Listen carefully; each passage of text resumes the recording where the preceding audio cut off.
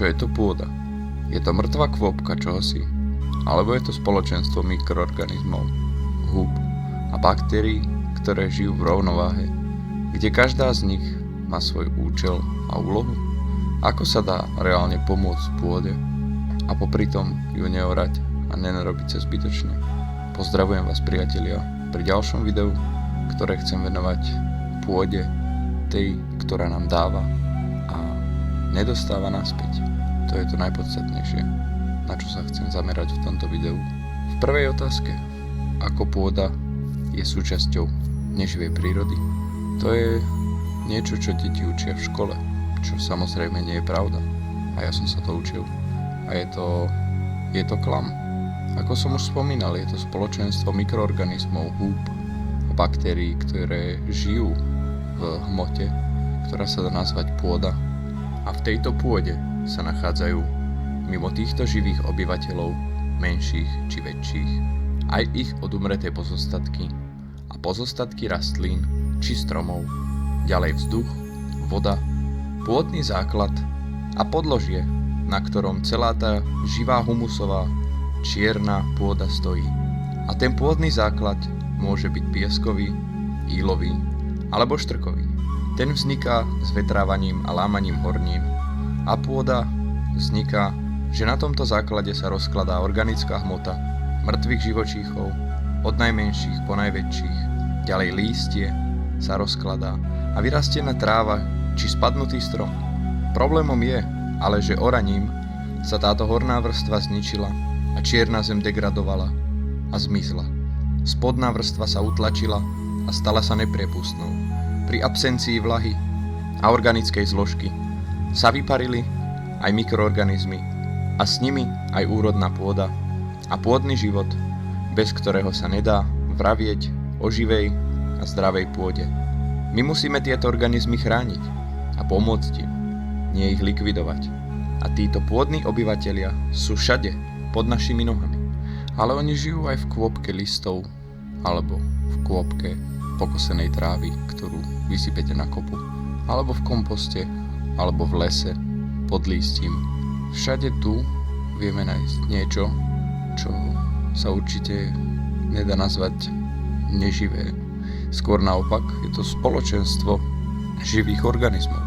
A tieto organizmy nažívajú, majú svoju úlohu, potreby a zmysel.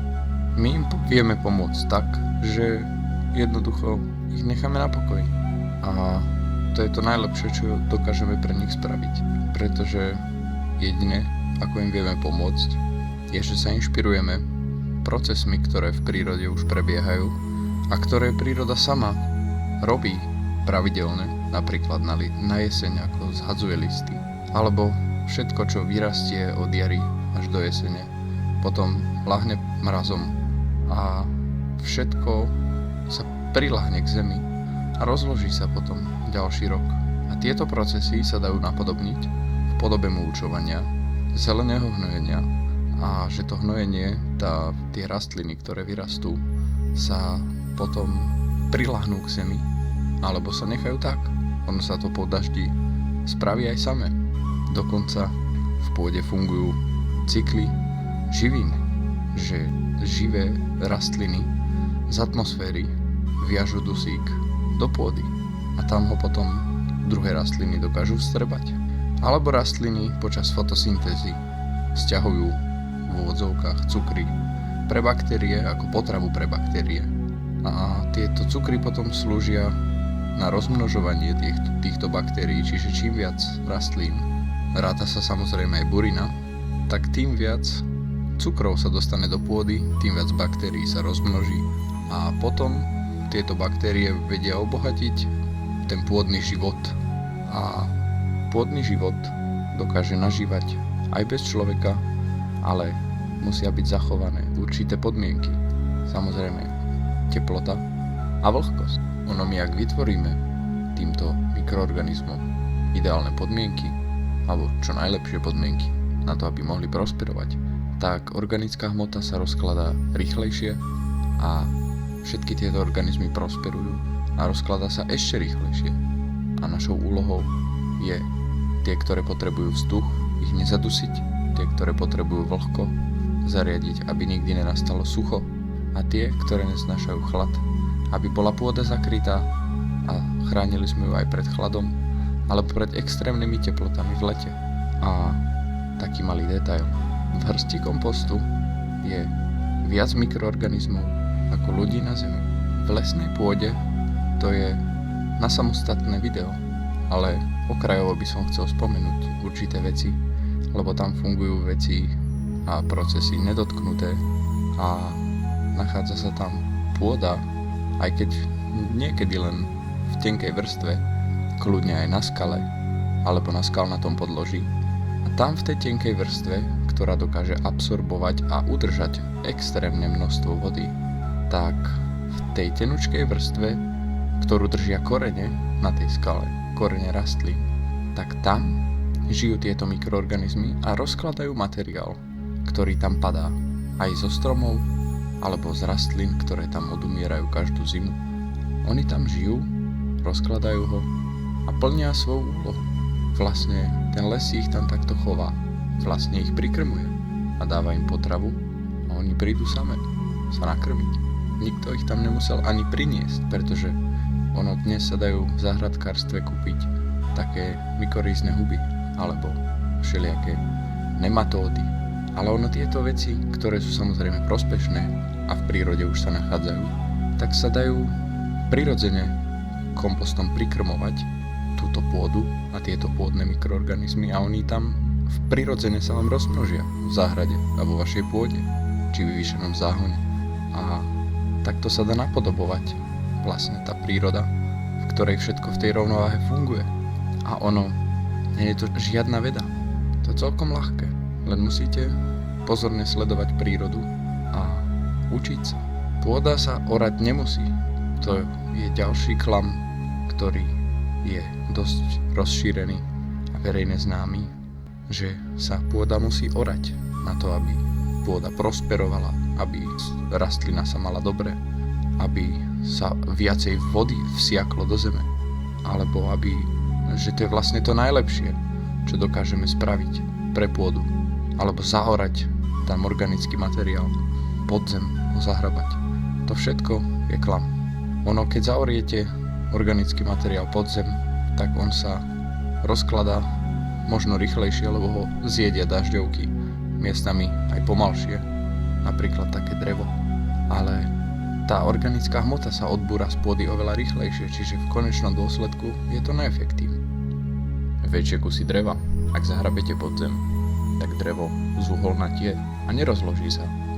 Plus také, že štiepka alebo slama, tak tieto materiály, ak zaoriete podzem, vám tam budú prekážať. A keď budete sadiť, tak budete nadávať, že sa to nerozklada.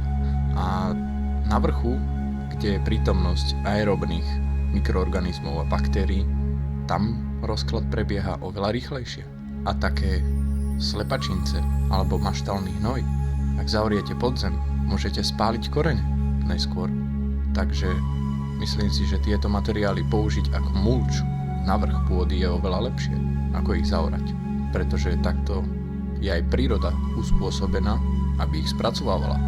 Pretože keď príde krávka a vykaká sa, tak nikto tam nepríde to zahrabať podzem, ale prídu to spracovať dažďovky, mikroorganizmy nejaké, ale vždy to bude na vrchu pôdy, aby ste sa čudovali, ako dokážu tieto vrstvy materiálov, či už slama, štiepka, ihličie, alebo aj ten maštálny hnoj, ako rýchlo dokáže príroda a jej pracovníci spracovať tento organický materiál a ako rýchlo po daždi dokáže miznúť.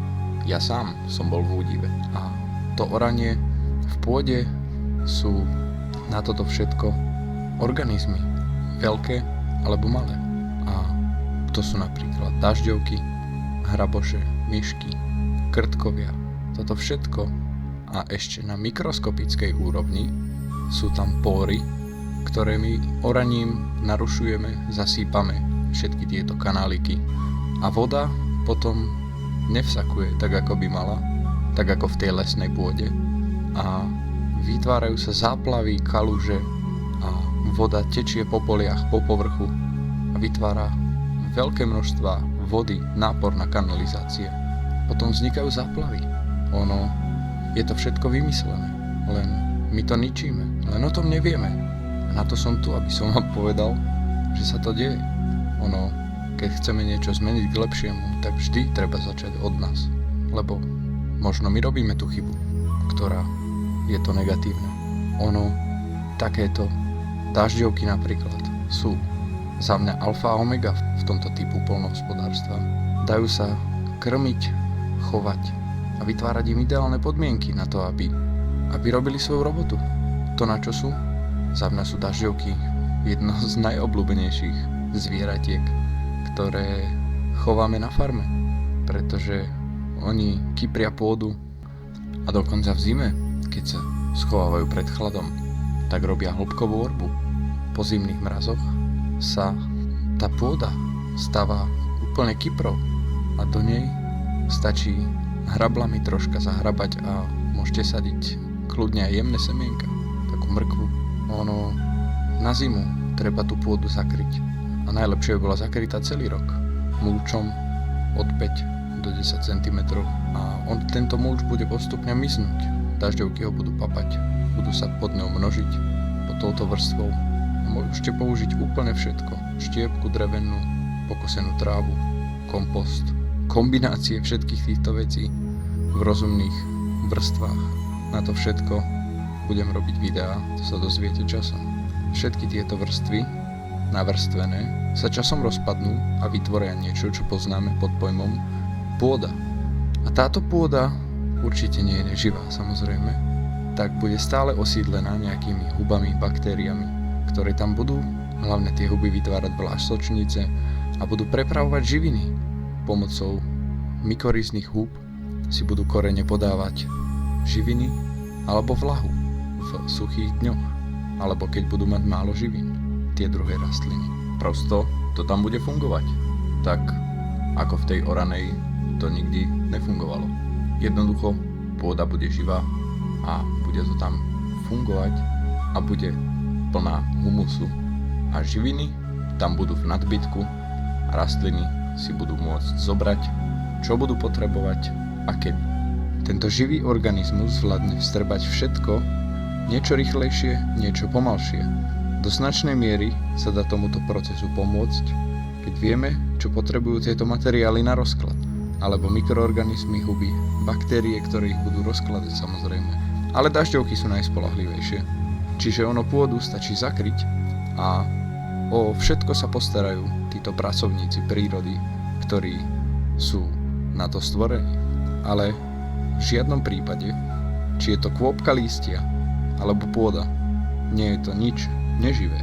Ale nie každá pôda je živá, to hlavne mám na mysli tú oranu, pretože tá orana je suchá vďaka slnečnému žiareniu, pretože táto pôda skoro nikdy nie je zakrytá a to myslím ani zeleňou, keď sa pozrieme na to v rozmedzi celého roka, ani zeleňou, ani mulčom a vietor ju veľmi rýchlo prefúka a ten dážď, ktorý napadol a mohol byť kľudne aj vydatný, tak za prvé sa to nevsiaklo tak ako by malo, pretože je to orané. A za druhé vietor to prefúka, pretože to nie je chránené. A potom vzniká erózia, potom vzniká ďalej vodná erózia. Voda berie pôdu, vytvára kanáliky hlboké, kľudne aj meter, pol metra. A to nie je nič pekné. Slnko degraduje humus, slnečné lúče. Potom tie živiny odtiaľ idú preč a voda zmýva vlastne najlepší substrát preč a ostáva tam len tá najťažšia, kamenistá, pieščitá pôda bez živín. Takže určite, keď hovoríme o živej pôde, tak sa jedná o pôdu, ktorá prosperuje, nie sa trápi. O pôde, ktorá dostáva a nie len dáva. Nie taká, ktorá je vyťažená a stále vyťažovaná viac a viac a ničená chemikáliami, polievaná, striekaná. To nič nemá spoločné so životom toto. Tie rastlinky, ktoré tam rastú, to možno to niekto nazýva životom. Ja by som to životom nenazval. Nemyslím to, že ako žije tá rastlinka, ale celkovo to tam nejaký život, že by to tam prosperovalo. To je v tej zemi, to ani nie je voda, to je chemický koktejl. A tá pôda, to je mŕtvá hmota. To by sa dalo nazvať neživou pôdou, tak ako to učia tie deti v škole. Ale pôda takto nebola vymyslená. Ono to tak jednoducho nefunguje.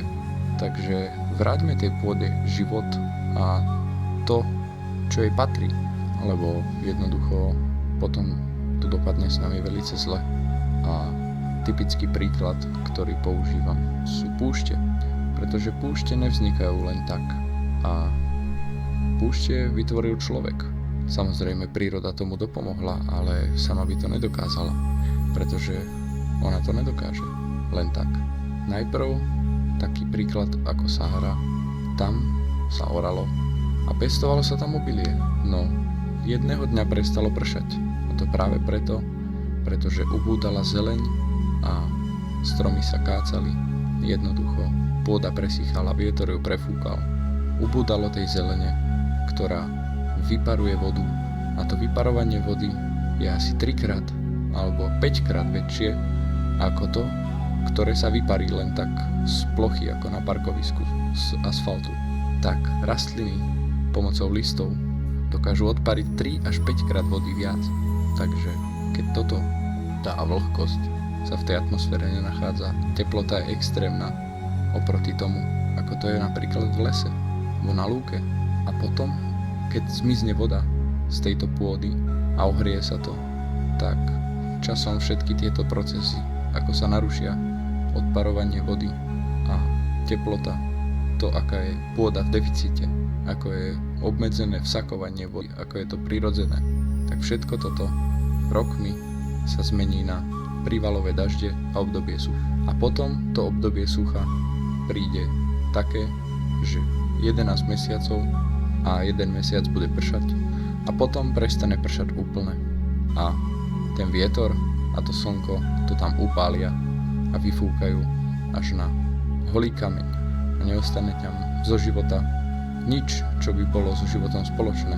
Takže to je niečo, čo určite nechceme, aby bol aj náš prípad. Ono a výhovorka, že nás sa to netýka už, tak tá nie je na mieste, pretože bude sa to týkať našich detí. A keď im my v takomto stave necháme krajinu a zamyslíme sa, v akom stave sme ju prevzali, tak je to od nás veľmi nepekné a nezodpovedné takúto krajinu zanechať našim deťom. A ešte dokonca ich aj učiť celý život, že treba pôdu orať a že takto sa to robí, všetko treba striekať, hnojiť a že to nefunguje samé. Jednoducho, že bez človeka by to nefungovalo. Skôr opak je pravdou. My sa len musíme priučiť, ako to v tej prírode funguje a pomôcť jej prosperovať a nie jej to kaziť a robiť ťažšie. A spoločne sa tomuto problému postaviť, začať prírodu chrániť a nezatvárať pred tým oči, ale učiť sa a spoločne pridať ruku k dielu a potom sa možno začnú diať zmeny aj pozitívne. Ale každopádne treba sa vzdelávať a učiť to aj druhých, ako toto robiť a s pokorou prijať, že aj my môžeme robiť chybu a že tým aj naopak vieme zase pomôcť zvrátiť tento negatívny trend. A z púští alebo z prípadov ako je Sahara by sme sa mali poučiť a určite by sme nemali takto skončiť len preto, že sme nevedomí, že sa nechceme o týchto veciach dozvedieť alebo zatvárame pred nimi oči alebo im neveríme jednoducho. Treba si to overiť a zistiť sám, ak tomu neveríte, ale je informácií kopa o tom. Toto video bolo zamerané na osvetu o pôde a o procesoch, ako vzniká pôda, že je to živá vec alebo bytosť, alebo nazvite to ako chcete. Určite to nenazývajte niečím neživým. A samozrejme, týmto videom som nechcel povedať, že orať pôdu je zlé. Skôr naopak, bolo to doteraz jednou z najlepších možností, ako dopracovať jedlo pre našu rodinu. Ale oranie začalo v dobe, kedy bola pôda presýtená živinami. bola úplne iná situácia ako je dnes. Aj lesov bolo viacej, aj vlhkosti. A jednoducho doba sa mení a my sa musíme prispôsobiť. Vytvárať čo najudržateľnejšie metódy obrábania pôdy, neplýtvať zdrojmi, ako je voda, energia, alebo tú vodu poškodzovať. Mali by sme skôr prírode umožniť robiť to, čo vymyslela. Napríklad tie buriny. Veľa z nás ich vníma ako problém. No, ono nemusia byť problém. Oni pumpujú potravu pre baktérie, ktoré vytvárajú živiny z atmosféry pri fotosyntéze. A ono nemusia byť nutne problém. Príroda všetko vymyslela. Len musíme pozorovať, učiť sa, napodobňovať, chrániť ju. A nie jej to znemožňovať. Ona má na všetko pracovníkov. Aj tie buriny, baktérie, mikróby. My to dokážeme aj bez toho, že by sme ju orali, obrobiť. Ona sa dokáže sama obrobiť. Stačí, ak ju necháme kvázi na pokoji a umožníme jej iba robiť to, čo dokáže a pomôcť jej robiť to, ako bola vymyslená. Ako boli vymyslené všetky tie procesy v nej, ktoré tam fungujú a my im musíme iba pomôcť prosperovať a vytvoriť im životné podmienky tak, aby dokázali rozkladať organickú hmotu rýchlejšie, ale oni ju aj tak rozložia, aj bez nás. A obohatia pôdu o cenné živiny, ak ich samozrejme my nezahubíme chémiou. A hnojenie živiny musíme dodávať do pôdy, ak nie je zdravá a sú tam všetky procesy narušené, tak potom musíme hnojiť. Musíme tam pridávať rôzne hnojiva pre tie rastliny, ale zdravá pôda má nadbytok živín. Živé rastliny pri fotosyntéze pumpujú cukry pre baktérie do pôdy a chémia tie mikroorganizmy všetky zahubí a kolobeh živín sa nedokoná a živiny v tej pôde teda nie sú a treba ich dodávať. To je úplne jednoduché. Bo zabíjame prirodzený život v pôde, ktorý tieto živiny vytvára. Berieme mu aj potravu a ničíme priestor na život. Nie my, ale konvenční poľnohospodári. Ale ono všetko sa to dá zmeniť, keď sa troška s pokorou začneme vzdelávať o procesoch, ako sú v prírode a potom sa môžu začať diať aj zmeny. V prvom rade poľnohospodári by museli prekopať celý systém na to, aby vedeli aplikovať tieto systémy, metódy tak, ako fungujú v prírode. No najlepšou zatiaľ metódou je zelené hnojenie a následné sadenie do zbytkov po mrazoch, ktoré tam zostanú. To je jednou z najlepších metód. Je ich o mnoho viac. O tých sa dozviete, samozrejme určite, v budúcnosti. No každopádne, pravdou zostáva to, že treba sledovať to, čo robí príroda sama a učiť sa od nej o tom, ako funguje pôda, ako jej pomôcť a hádam, som vám k tomu pomohol aj ja týmto videom. Ďakujem za pozornosť.